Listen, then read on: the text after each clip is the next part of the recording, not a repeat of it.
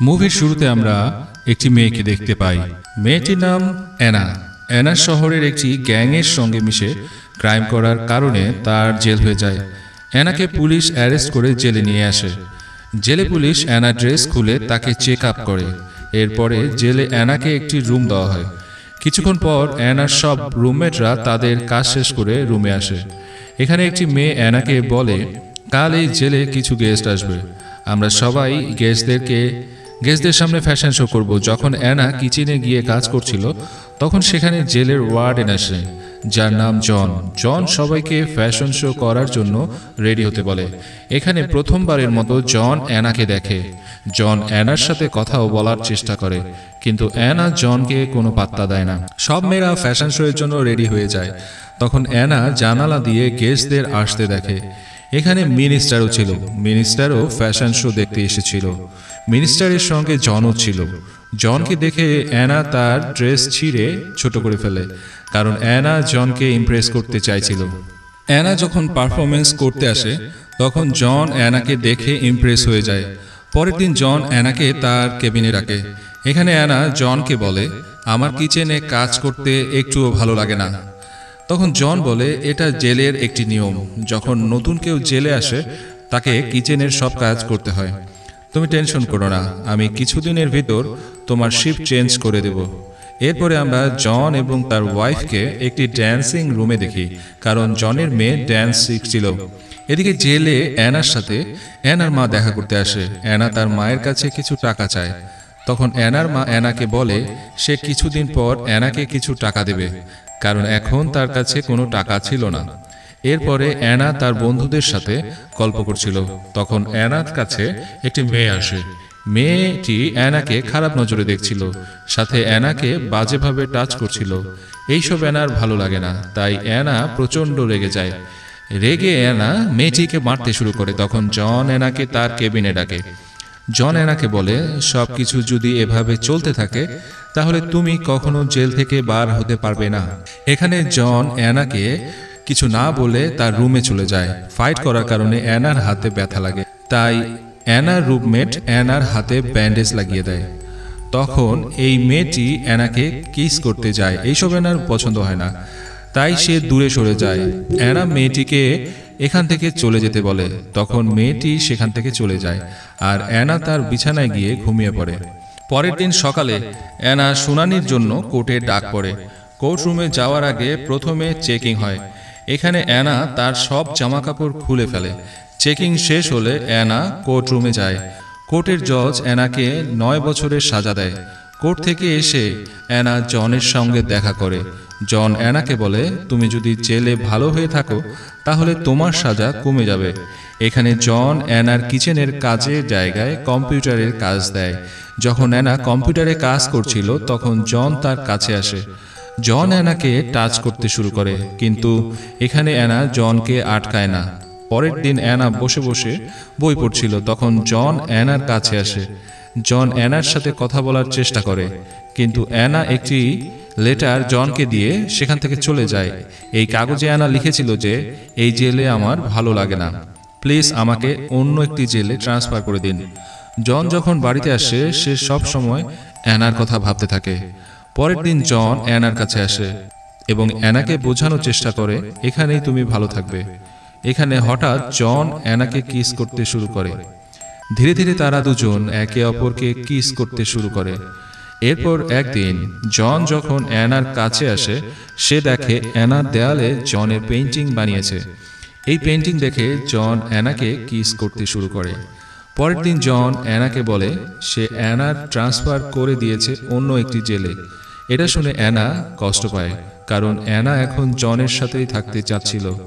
এরপরে জন যখন তার বাড়িতে আসে তার ওয়াইফ কাপড় চোপড় ছাড়া তার সামনে আসে।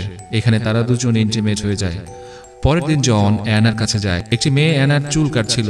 তখন জন ওই মেয়েটিকে এখান থেকে চলে যেতে বলে। জন নিজে অ্যানার চুল কেটে দেয়। এরপর অ্যানাও জনের চুল কেটে দেয়। হঠাৎ অ্যানা জনকে কিস করে, ফলে জনও উত্তেজিত হয়ে যায়। তারা দুজন ইন্টিমেট হয়। এরপর আবারও অ্যানা জনকে তার সাথে ইন্টিমেট হতে বলে, কিন্তু জন ক্লান্ত থাকার কারণে কিছুই করতে চাচ্ছিল না। তখন সেখানে জেলের একজন মহিলা স্টাফ আসে। মহিলাটি জনকে নিয়ে একটি মিটিংয়ে যায়। এদিকে অ্যানার সাথে দেখা করার জন্য অ্যানার মা আসে। তাদের দুজনের ভিতরে কিছু বিষয় নিয়ে ঝগড়া শুরু হয়ে যায়। এই কারণে অ্যানার মন খারাপ হয়ে যায়। অ্যানা রেগে তার রুমে গিয়ে শুয়ে পড়ে। কিছুক্ষণ পর অ্যানার সাথে দেখা করার জন্য জন আসে। এখানে জন অ্যানার সাথে ইন্টিমেট হয়ে যায়। সাথে অ্যানার কিছু নোংরা ফটো নিয়ে সে তার বাড়িতে চলে যায়। রাতে অ্যানা জনকে মেসেজ করে। জন তার ফ্যামিলির সাথে থাকার কারণে সেগুলো রিপ্লাই দিতে পারে না। এই কারণে পরের দিন অ্যানা জনের অফিস রুমে আছে। আর কাল রাতে অ্যানার SMS এর রিপ্লাই জন কেন দেয়নি সেটা জিজ্ঞেস করে। এই ব্যাপারটি নিয়ে অ্যানা প্রচণ্ড রেগেছিল। অ্যানা জনকে জিজ্ঞেস করে, তুমি কি আমাকে ভালোবাসো? জন বলে যে হ্যাঁ, আমি তোমাকে ভালোবাসি, অনেক ভালোবাসি। পরের দিন ক্রিসমাস ডে ছিল, এই কারণে জন তার ফ্যামিলির সাথে ছিল। অন্যদিকে আমরা অ্যানাকে দেখি। অ্যানা তার বন্ধুদের সঙ্গে পার্টি করছিল। এইখানে অ্যানা কিছু খারাপ ফটো তুলে জনকে পাঠায়। এইসব ফটো দেখে জন নিজেকে সামলাতে পারছিল না। এই কারণে সে তার ওয়াইফের সঙ্গে ইন্টিমেট হয়। তার ওয়াইফ ওই ফটোগুলো দেখে ফেলে। সে প্রচণ্ড রেগে জনের ফোনটি ভেঙে ফেলে। জনের ফোন ভেঙে যাওয়ার ফলে সে আর অ্যানার সাথে যোগাযোগ করতে পারে না। এদিকে অ্যানা জনকে অনেকবার ফোন করে। জনের ফোন বন্ধ দেখে অ্যানা প্রচণ্ড কষ্ট পায়। সে জনের জন্য কতগুলো ঘুমের ওষুধ খেয়ে ফেলে। এতে অ্যানার অবস্থা খারাপ হতে শুরু করে। অ্যানাকে হসপিটালে অ্যাডমিট করা হয়। এই খবরটি শুনে জন অ্যানার সাথে দেখা করতে আসে। জন অ্যানাকে বলে, তুমি এরকম করেছো কেন? অ্যানা তাকে বলে, আমি এমনটা করেছি যাতে তুমি আমার কাছে চলে আসো। এইসব শুনে জন অ্যানাকে জড়িয়ে ধরে। হসপিটাল থেকে জন একদিন বাড়ি যায়। বাড়ি যেয়ে সে অনেক নেশা করে। নেশার ঘরে জন বাড়ির মেয়েগুলোর ভিতর অ্যানাকে দেখতে পাচ্ছিল। জন নিজের এইরকম অবস্থা দেখে বুঝতে পারে সে অ্যানাকে কতটা ভালোবেসে ফেলেছে। পরের দিন জেলের একজন অফিসার জনকে তার কেবিনে ডাকে, কারণ তার মনে হচ্ছিল যে জন এবং অ্যানার ভিতর অ্যাফেয়ার চলছে। জন অফিসারটিকে বলে যে এইসব ফলস কথা। এরপর থেকে জন কিছুদিন অ্যানার সাথে কোনো যোগাযোগ করে না। এরপর একদিন জন অ্যানাকে কল করে। ফোনে কথা বলার সময় অ্যানা জনকে একটি হোটেলে যাওয়ার কথা বলে। এই কারণে জন একটি হোটেল রুম বুক করে। পরের দিন তারা হোটেলে গিয়ে ইন্টিমেট হয়। এদিকে জনের ওয়াইফ এই সব কিছু জেনে যায় এবং পরের দিন তারা হোটেল রয়ে গিয়ে ইন্টিমেট হয়। এদিকে জনের ওয়াইফ এসব কিছু জেনে যায় জন অ্যানার সাথে আছে। জন যখন হোটেল থেকে বাড়িতে আসে তখন তার ওয়াইফ তার উপরে রেগেছিল। সে রেগে জনকে বলে, তুমি কি আমার থেকে বেশি অ্যানাকে ভালোবাসো? তো জন তার ওয়াইফের কথায় উত্তর দেয় না। সে তার ওয়াইফকে বুকে জড়িয়ে ধরে। কিছুদিন পর অ্যানা বুঝতে পারে সে প্রেগনেন্ট। সে বাচ্চাটিকে জন্ম দিতে চাইছিল না। পরের দিন জন তার অফিসে ছিল। তখন সেখানে কিছু ডিটেকটিভ এসে জনকে অ্যারেস্ট করে নিয়ে যায়। জন যখন তার অপরাধ জানতে চায় তখন ডিটেকটিভ বলে যে তুমি জেলের একটি মেয়ের সাথে প্রেম করেছ। তোমার কারণে মেয়েটির শাস্তি 9 বছর থেকে 3 বছর হয়ে গিয়েছে। এইসব কথা শুনে জন কোনো উত্তর দিতে পারছিল না।